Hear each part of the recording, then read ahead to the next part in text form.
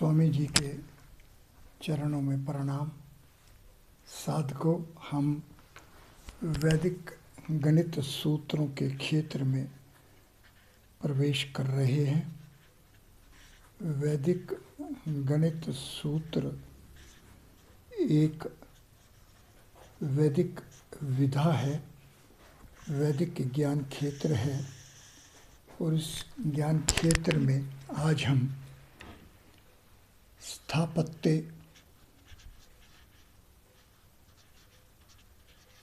जिसका शाब्दिक अर्थ है ज्योमेट्रिक फॉर्मेट्स, तो हम आज ज्योमेट्रिक फॉर्मेट्स के बारे में जानेंगे। वैदिक सृष्टि जो ब्रह्मा जी की कृति है, ये सृष्टि 4 स्पेस की सृष्टि है, 4 स्पेस में इसकी स्थापना है। तो इसके बारे में हम जानेंगे। सबसे पहले हम शब्द स्थापत्य को जानें। ये शब्द देखें तो एक है, तो इसके अंदर जो सिलेबल्स हैं वो 3 हैं। इसमें जो वर्ण है 1, 2, 3, 4, 5, 6, 7 और 8, इसमें वर्ण 8 है। और इन 8 वर्णों की जो दिव्य अंक हैं वो हैं 3, 5, 2, 5, 1, 4, 1 और 1। आइए हम इनका क्रमानुसार योग करें। तो ये होगा 3, 8, 10, 15, 16, 20, 21 और 22।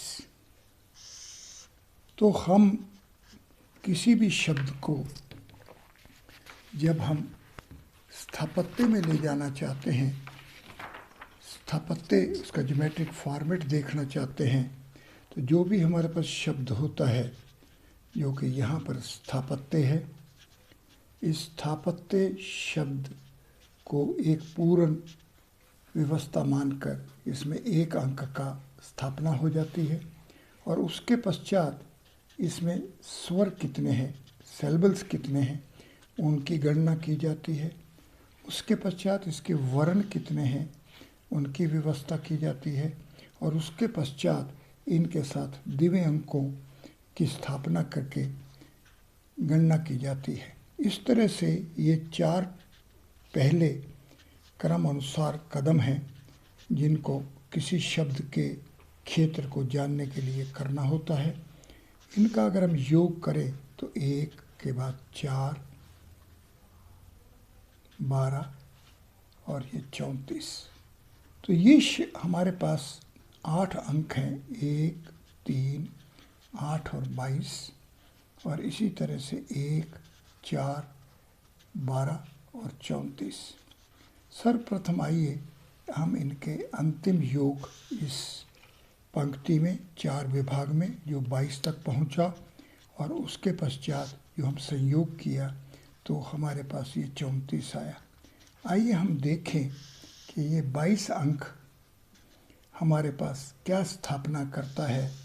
तो ये हमारे पास हाइपरक्यूब 6 यानी कि 6 स्पेस की जो बॉडी है उसके बारे में बतलाता है।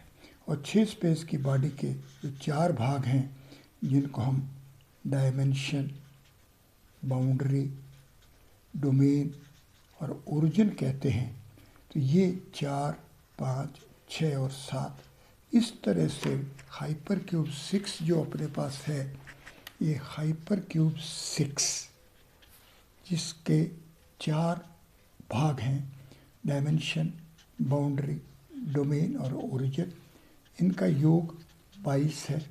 और ये 22 स्थापत्य के दिव्य अंक के समांतर है। इस तरह से स्थापत्य का जो ज्योमेट्रिक अर्थ हुआ वो हुआ हाइपरक्यूब 6 6 स्पेस बॉडी। अब हम जानते हैं कि हम गणित सूत्र की जो व्यवस्था है, एका अधिकेन पूर्वेन सूत्र से प्रारंभ होती है और एका अधिकेन पूर्वेन में एका अधिकेन शब्द से प्रारंभ होता है और एका अधिकेन शब्द प्रथम वर्ण से आ से छठे वर्ण से छठे स्वर से होता है और इसका अंक मूल अंक दिव्य अंक 6 है और इसका 6 अंक के समांतर स्थापत्य 6 स्पेस है। 6 स्पेस के समांतर हाइपर क्यूब 6 है और हाइपर क्यूब 6 का दिव्य अंक 22 है। अब देखिए कि अगर हम गणित सूत्र 1 से 6 और उपसूत्र 1 से 16 और 1 से 13 इनको देखें तो इनके अंदर जो छठा स्वर है ए, ये 22 बार ही इसके अंदर आता है। ए जो छठा स्वर है ये गणित सूत्र 1 से 16 में और उपसूत्र 1 से 13 में कुल मिलाकर 22 बार आता है। सूत्रों में 12 और उपसूत्रों में 10 बार आता है। आइए अब हम जानने का प्रयास करें कि ये गणित सूत्रों की जो टेक्स्ट है इसका आधार स्थापत्य है, इसका सांख्य आधार 6 अंक है और इसका स्थापत्य हाइपर क्यूब 6 है। अब हम सबसे पहले ये व्यवस्था का और समांतर वैदिक गणित में कहाँ कहाँ पर वैदिक विधाओं के अनुसार, वैदिक विद्याओं के अनुसार है, ये जानने का प्रयास करें। सर्वप्रथम हमें अपने शरीर के बारे में जानना है, मानव शरीर के बारे में जानना है। ये शरीर के जो दिव्य अंक हैं ये 14 हैं। ये जो 14 है ये हाइपर क्यूब 4 है। 2, 3, 4 और 5। ये जो ब्रह्मा जी का क्षेत्र है, ये जो 4 स्पेस का जो क्षेत्र है जिसमें शरीर बन रहा है, जिसके अंदर शरीर स्थापित हो रहा है, इसके अंदर हमें उपनिषद क्या ज्ञान देते हैं? उपनिषदों का ज्ञान ये है कि ये शरीर षड चक्र आधारित है। षड चक्र, ये षड चक्र वाला जो विधान है इसके बारे में उपनिषद बताते हैं कि अथ बाह्य लक्षण क्या है?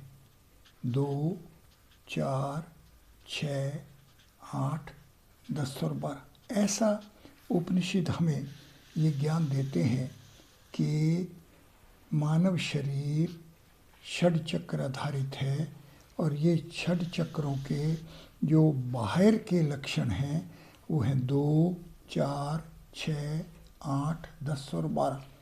आइए इन अंकों को, इस श्रृंखला को देखें तो ये 1, 2, 2, 4, 3, 6, 4, 8, 5, 10, 6 और 12।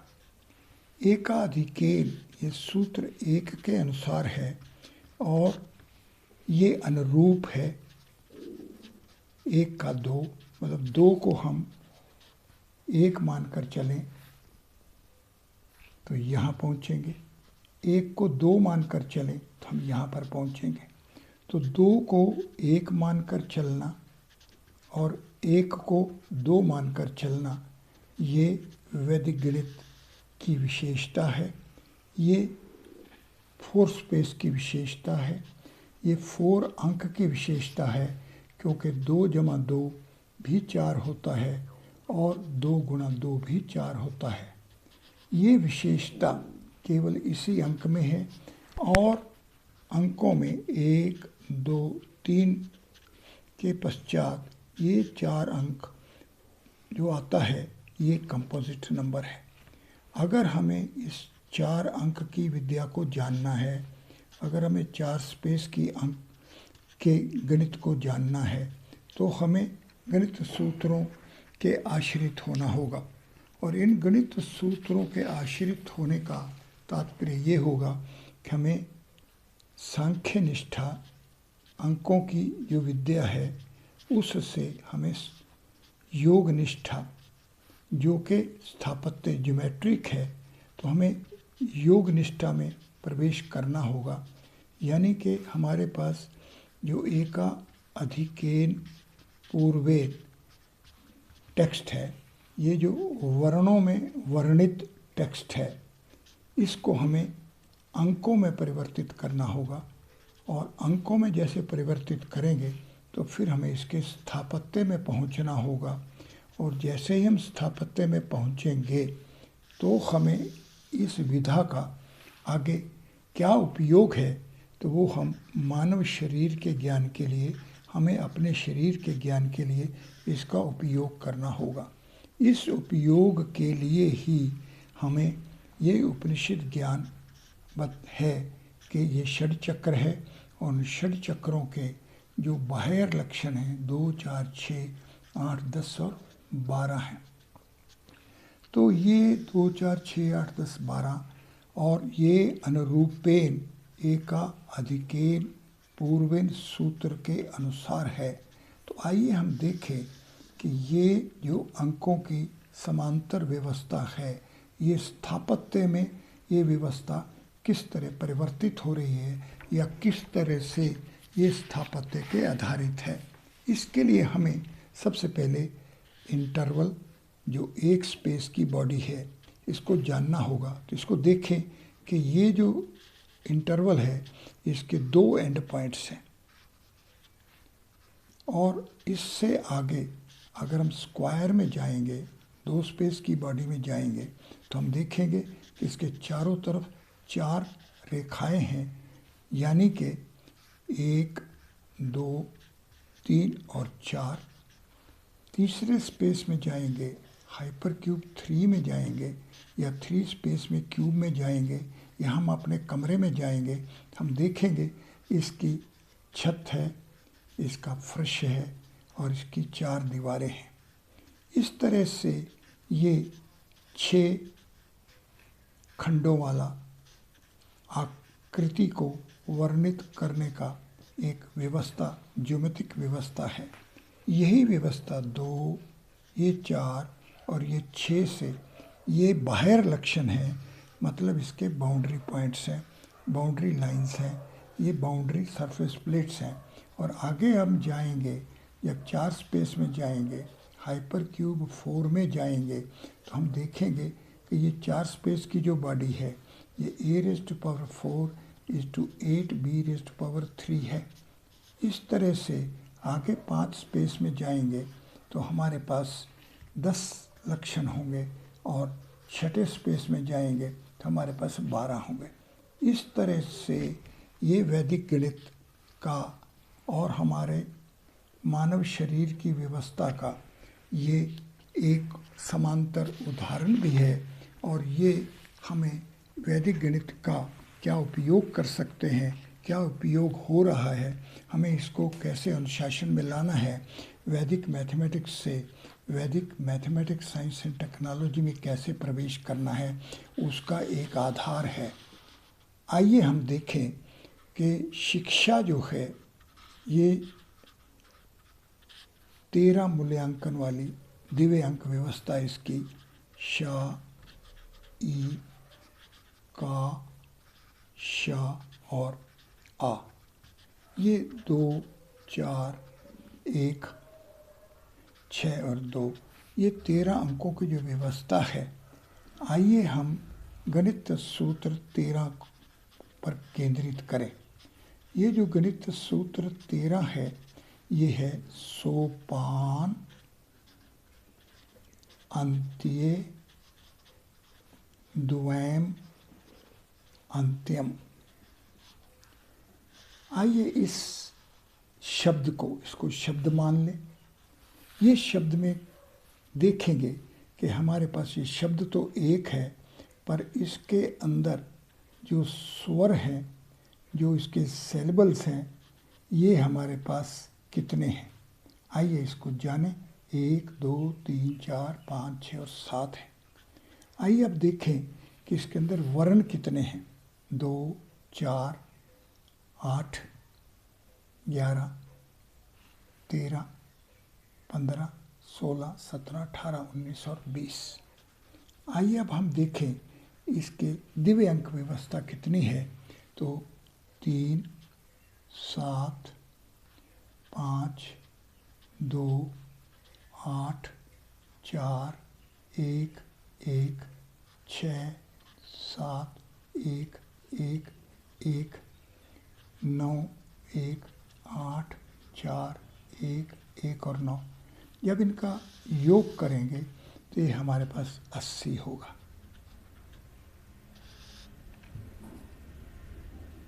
तो इन अंकों का जैसे ही हम योग करेंगे तो ये 108 होगा। ये 108 जो है ये हमारे पास ओम नमो भगवते वासुदेवाय, ये ध्रुव मंत्र है। ये ध्रुव भगत की भक्ति का मंत्र है। ये 7 स्पेस यानी कि ध्रुव यानी कि पोल स्टार तक पहुंचने का मंत्र है। तो ये पोल स्टार पर पहुंचने का मंत्र इस सोपान अंत्यम द्वयम अंत्यम इस सूत्र में, इस शब्द में निहित है। जब भी जैसे ही हमारे को 6 स्पेस से 7 स्पेस तक पहुंचना है, जैसे ही हमारे को ये गणित सूत्र जो 6 अंक हाइपर क्यूब 6 जो सूर्य की विद्या है, इससे आगे पूर्व में जाना है तो ध्रुव में पहुंचना है। कैसे ध्रुव में पहुंचेंगे, ये गणित कैसे हमें ध्रुव में पहुंचा रहा है, इसको जानने के लिए हमें ये जानना होगा कि सूर्य 13 अंकों की व्यवस्था है। अब हमारे को इससे ध्रुव में पहुंचना है तो सूर्य 6 स्पेस की बॉडी है। Hyper cube 6 a⁻6 is to 12 b⁻6 है। इसकी वर्शंस 13 हैं। ये जो विद्या है 6 और 13 19, ये ध्रुव शब्द का दिव्य अंक व्यवस्था है। यही शब्द कृष्ण है और यही शब्द अर्जुन है। किस तरह से अर्जुन को अर्जित करने के लिए कृष्ण के ज्ञान की आवश्यकता है और कृष्ण ये ज्ञान श्री भगवान के रूप में दे रहे हैं। और श्री भगवान जो अंक है ये 37 दिव्य अंक है और ये 19 जमा 18 है। और जो 18 है ये हाइपर क्यूब 5 3 4 5 और 6 है और 19 हाफ यूनिट बॉडी में 19 अंक हैं। तो ये सारी विद्याएं यहाँ सन्निहित हैं। पर आइए हम सबसे पहले सोपान अंत्यम दोपान अंत्यम द्वयम अंत्यम जो है इसको फिर दृष्टिगोचर करें।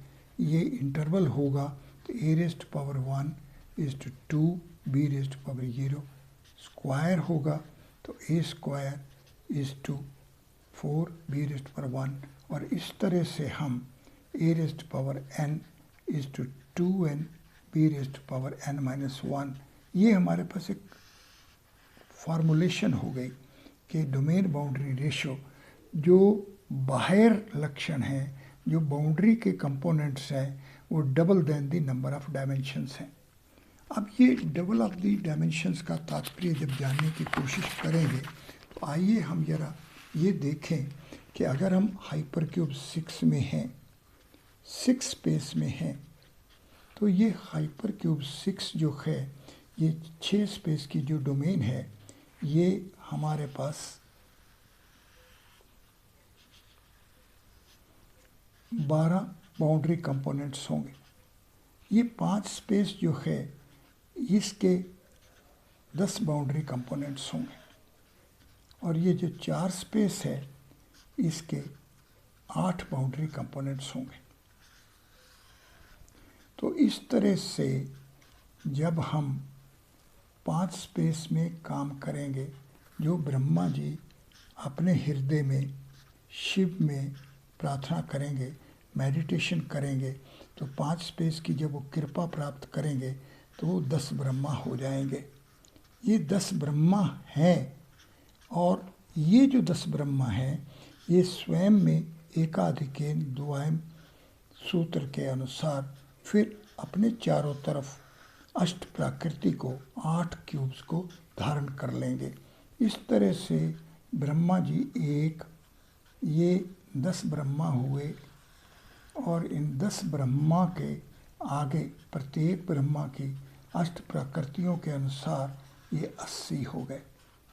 तो सोपान अंत्यम द्वयम अंत्यम जो सूत्र है, जो सूत्र नंबर 13 है, ये हमारे को दिव्य अंक व्यवस्था 80 की जो पहुंचाता है, वो हमें ब्रह्मा जी की विद्या, 4 स्पेस की विद्या, जहाँ पर शरीर बन रहा है, जहाँ पर सत्ता आ रही है, जहाँ पर सब व्यवस्था हो रही है, ये जब 5 शिवलोक की कृपा से, प्रार्थना करने से, मेडिटेशन करने से जब ये 10 ब्रह्मा होंगे, और हर ब्रह्मा अपनी अपनी प्रकृति को जब प्रकट करेगा, 8-8 को प्रकट करेगा, ये कुल 80 क्यूब्स की व्यवस्था हो जाएगी।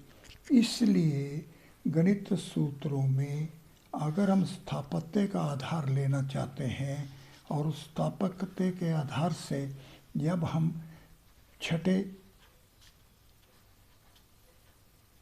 अंक से प्रारंभ करेंगे तो हम 7वें अंक तक प्रवेश कर जाएंगे।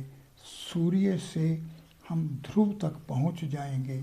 ये सूर्य से ध्रुव तक पहुंचना एक तरह से मानव शरीर में जो षड अंक की व्यवस्था है, हमारे शरीर में 6 चक्र हैं, और ये 6 चक्रों में हमारे को तपस्या जब करेंगे तो हम आगे पहुंचेंगे, तो हम 7वें में पहुंचेंगे।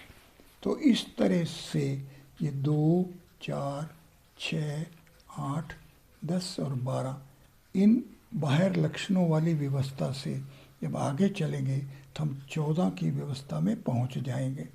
इसीलिए हम 14 जो अंक है, इसको हम 14 रत्न भी कहते हैं, इनको 14 भुवन भी कहते हैं, और ये 14 मनु बनते हैं। ये 14 मनवंतर हो जाएंगे, और इन 14 मनवंतरों की विद्या से हम इस सूर्य लोक को, इस सौर मंडल को लांघ जाते हैं। सौर मंडल को कैसे लांघा जाए, किस तरीके से पहुंचा जाए, इसीलिए अगर हम आदि वाल्मीकि रामायण में चलेंगे तो राम जी को 14 वर्ष का जो वनवास कहते हैं, उसका तात्पर्य ये है कि अगर हम 7 स्पेस में पहुंचेंगे तो हमारे पास 14 जो 7 स्पेस के जो 14 बाहर खंड हैं, जो भुवन हैं, जो रतन हैं, जो मनु हैं, इनको लांघना हो तो ये छोड़ने होंगे, तो हम जाके यहाँ पहुँचेंगे। राम को राम बनने के लिए ये जो 7 स्पेस में जाएंगे, ये जो हाइपर क्यूब 7 में जाएंगे, तो हाइपर क्यूब 7 की 15 वर्शंस हैं। इस तरह से ये विद्या, ये गणित सूत्रों की विद्या को हमें इस विधि विधान के अनुसार, गणित सूत्रों के अंदर जो मूल्य हैं, गणित सूत्र में जो मूल्य जिस तरह से, जिस विधि से, जिस दिशा से, जिस प्रकार से, जिस कर्म से चलने का बताया गया है, हमें उसी तरह से चलना होगा। तो अगर हम एक सूत्र पर चलें और हम 14 सूत्र में पहुँचें, 13 के सूत्र को लांघ जाएं, तो यहाँ एक न्यूनेन पूर्वेन होगा।